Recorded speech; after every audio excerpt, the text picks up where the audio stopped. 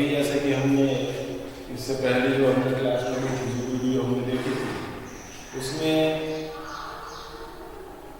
हमने अलंकार का परिचय, अलंकार के भेद और अलंकार के मुख्य भेद हैं यानी शब्द अलंकार, अर्थ अलंकार, उनको समझते हुए, और इससे पिछली वीडियो हमने शब्द अलंकार का क्रम है जिसमें अनुप्रास या श्लेष 3 अलंकार आते हैं, उसमें से हमने एक अलंकार इससे पहले पढ़ लिया है, अनुप्रास अलंकार।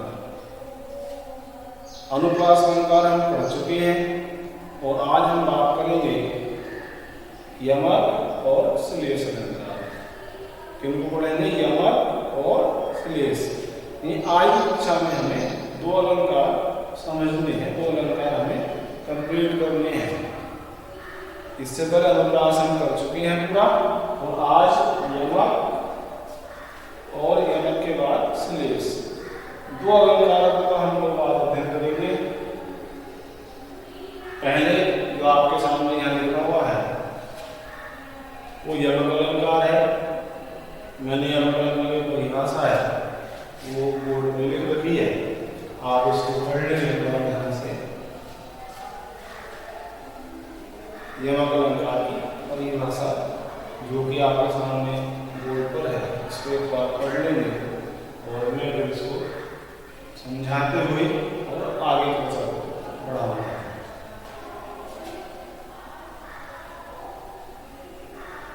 पढ़ लिया होगा आपने, समझ लिया के बाद यमक अलंकार क्या है? यमक अलंकार लिखा है जहां कोई एक शब्द, कितना? कोई एक शब्द, जहां कोई एक शब्द एक से अधिक बार आता है। जहां कोई एक शब्द, कितना शब्द? एक शब्द, और कितनी बार आता है? एक से अधिक बार आता है। यानी शब्द एक होगा और वो एक से अधिक बार आएगा। एक से अधिक चाहे वो 2 बार आए, चाहे वो 3 बार आए, जो भी आगे संख्या हो उसके लिए एक से अधिक। ये मुख्य बात है कि एक शब्द एक से अधिक बार आता है, किंतु दूसरी बात क्या है? दूसरी बात किंतु उसका अर्थ अलग अलग होता है। पहली बात है एक शब्द एक से अधिक बार आता है। दूसरी बात है किंतु उसका जो अर्थ है वो अलग अलग होता है। शब्द यदि एक बार आया है तो अर्थ अलग होगा, दूसरी बार शब्द आया है तो अर्थ अलग होगा, और तीसरी बार यदि शब्द आया तो उसका अर्थ अलग होगा। यानी जितनी बार शब्द आ रहा हर बार उसका अर्थ अलग होगा, उसे हम अलग अलंकार कहते हैं। ठीक, 2 ही बातें हैं मुख्य रूप से समझने की। पहली बात तो कि एक शब्द एक से अधिक बार आता है, चाहे वो 2 बार आए, चाहे वो 3 बार आए, जो भी संख्या हो। पहली बात कि एक शब्द एक से अधिक बार आता है, और साथ ही क्या है? किंतु उसका जो अर्थ है वो हर बार अलग अलग होता है। जितनी बार वो शब्द आएगा हर बार उसका अर्थ अलग होगा। इसको हम यमक अलंकार कहते हैं। ठीक से परिभाषा को समझ लेंगे। आगे उदाहरण हम लिखेंगे, क्योंकि हमने परिभाषा में लक्षण बताया है अलंकार का, वो और स्पष्ट हो जाता है उदाहरण के द्वारा।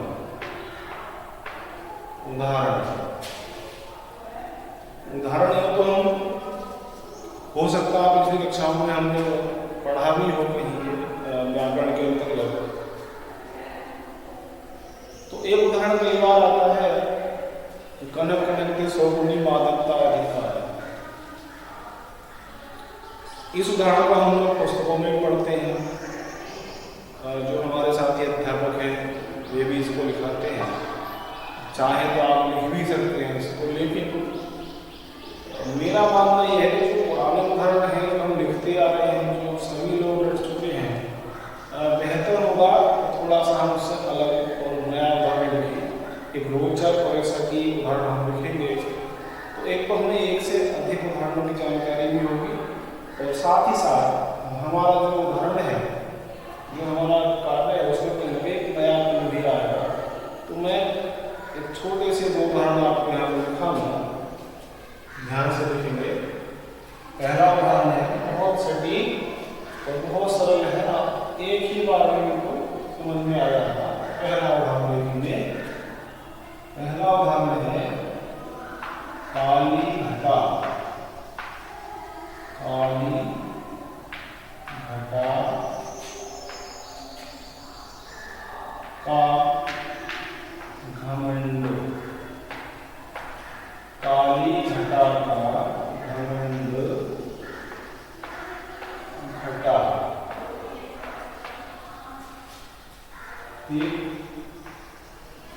ये पहला उदाहरण लिखा, काली घटा का घमंड घटा। ठीक, अथवा दूसरा लिख लेंगे।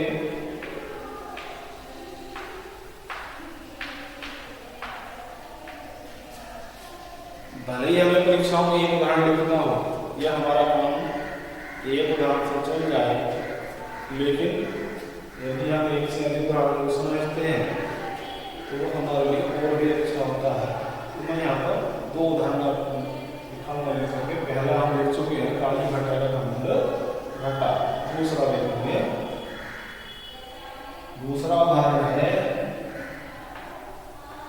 ऊधो। ऊधो जोग जोग हम नहीं। जोग जोग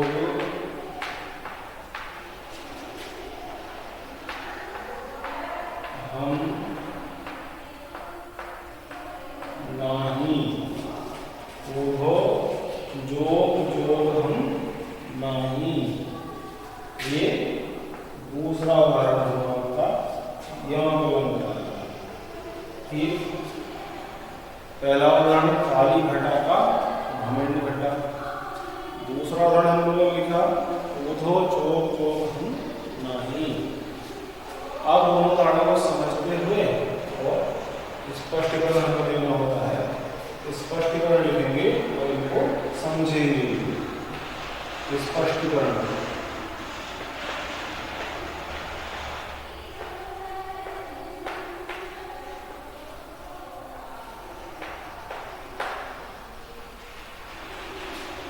स्पष्टीकरण में क्या लिखना है? जो बात हमको परिभाषा में बताई है कि एक शब्द एक से अधिक बार आता है, पहले हमको बात देखनी है क्या हमारे घर में एक शब्द एक से अधिक बार आया है। और बताओ देख करके, पहले घर में एक शब्द एक से अधिक बार आया है। काली घटा का आया है, तो क्या शब्द आया है बताइए, क्या शब्द आया है? हाँ बिल्कुल सही, घटा शब्द आया है। घटा सही है। तो घटा शब्द कितनी बार आया है? दो बार आया है। ठीक, दो बार आया है, यानी एक से अधिक बार आया है। सही, लिख देंगे हम। उपरोक्त पंक्तियों में या उपरोक्त उदाहरण में, उपरोक्त पंक्तियों में, उपरोक्त पंक्तियों में, उपरोक्त पंक्तियों में कौन सा शब्द? घटा। घटा शब्द कितनी बार आया है? हाँ, दो बार आया है। घटा शब्द दो बार आया है, और दो बार आया है तो क्या कर सकते हैं? एक से अधिक बार आया है। ठीक, पहली चीज तो उपरोक्त पंक्तियों में घटा शब्द दो बार आया है। सही, आगे का लिखा उसका अलग अलग होता है। अर्थ देखेंगे, दो बार आया है। अब अर्थ काली घटा, अनुमान लगाएंगे।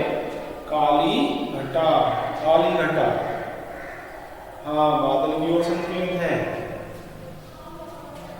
काली घटा, घटा अर्थ बादल, काली घटा यानी काले बादल। ठीक, क्या अर्थ हुआ पहले घटा का? बादल अर्थ हुआ। दो बार आया है जिसमें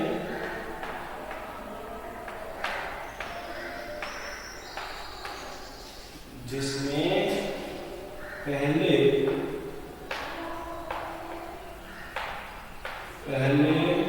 घटा शब्द का अर्थ, पहले घटा शब्द का अर्थ क्या बताया था अभी?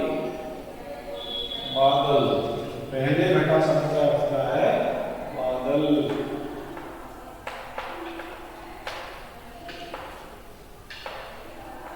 ठीक, पहले घटा शब्द का अर्थ बादल, काली घटा, काले बादल, काली घटा। फिर क्या लिखा? घमंड घटा, यानी काले बादलों का क्या घटा? घमंड घटा। और काले बादल घमंड कब घटता है? वर्षा काल के बाद। तो बरसात के मौसम में बादलों का घमंड बढ़ जाता है, चारों ओर काली घटाएं दिखाई देती हैं, जो जरूरी भी है समय के अनुसार। लेकिन बरसात के महीनों के बाद जो काली घटा है, काले बादल है, वो कम दिखने लगते हैं और मौसम साफ हो जाता है। इसलिए कहते हैं काली घटा का घमंड घटा। दूसरे घटा का अर्थ क्या होगा? घमंड घटा, मतलब हाँ ठीक बताया नीचे, घटना। घटा मतलब घटना या कम हो। देंगे पहले घटा शब्द का अर्थ बादल और दूसरे घटा शब्द का अर्थ, दूसरे घटा शब्द का अर्थ, शब्द का अर्थ क्या है? घमंड घटा, यानी घमंड घट गया। घटना मतलब कम हो जाना। फिर दूसरे घटा शब्द का अर्थ है घटना। घटना अर्थात हम क्या कह सकते हैं? कम होना। एक अर्थात कम होना।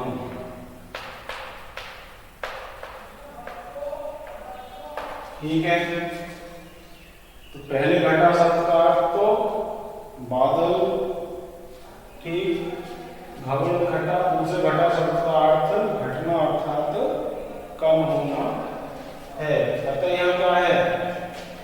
अतः यहाँ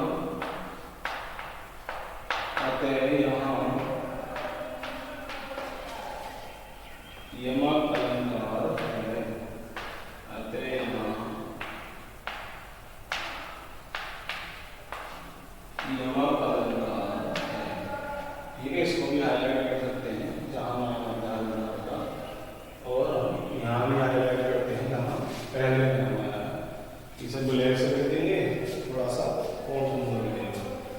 ये स्पष्टीकरण होगा पहले से जो उदाहरण है हमारा, उसका स्पष्टीकरण होगा। दूसरा जो उदाहरण है उधो जो हमना ही, मैं केवल यहाँ समझा दूंगा आपको, बाकी जो आपके पास नोट्स आएंगे उसमें इसका स्पष्टीकरण लिखा हुआ मिलेगा पूरा दूसरे वाले का, और आप स्वयं भी लिख सकते हैं जब मैं इसका अर्थ आपको बता दूँ। इतना तो विश्वास होगा।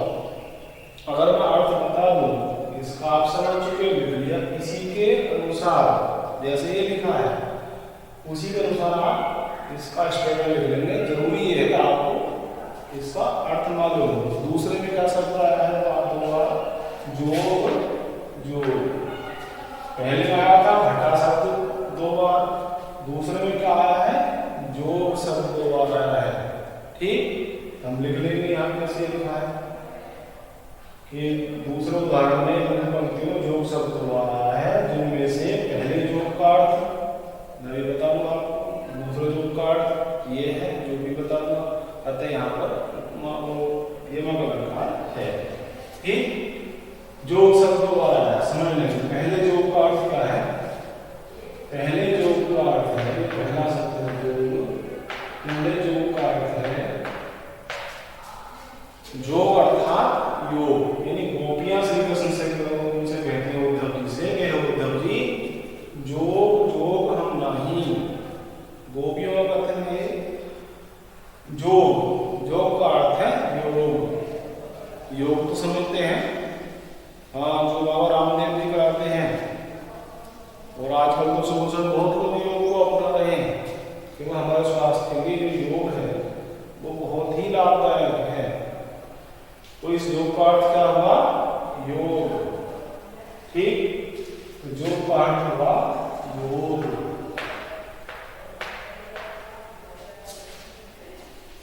एक पहले योग का अर्थ हुआ योग, दूसरे योग का अर्थ हुआ योग्य। क्या अर्थ हुआ? योग्य। पूरा अर्थ क्या बनेगा? हे उद्धव जोग जोग योग्य योग्य हम नहीं हैं। गोपियां कह देती हैं उद्धव जी के, उद्धव जी योग्य हम नहीं हैं। तो यहाँ योग का पहले का अर्थ हुआ योग और दूसरे योग का अर्थ हुआ योग्य। ये पहले का है और दूसरे योग का अर्थ है योग्य। ठीक, अर्थ मैंने आपको बता दिया है, और जैसे हमने लिखा है इसी के अनुसार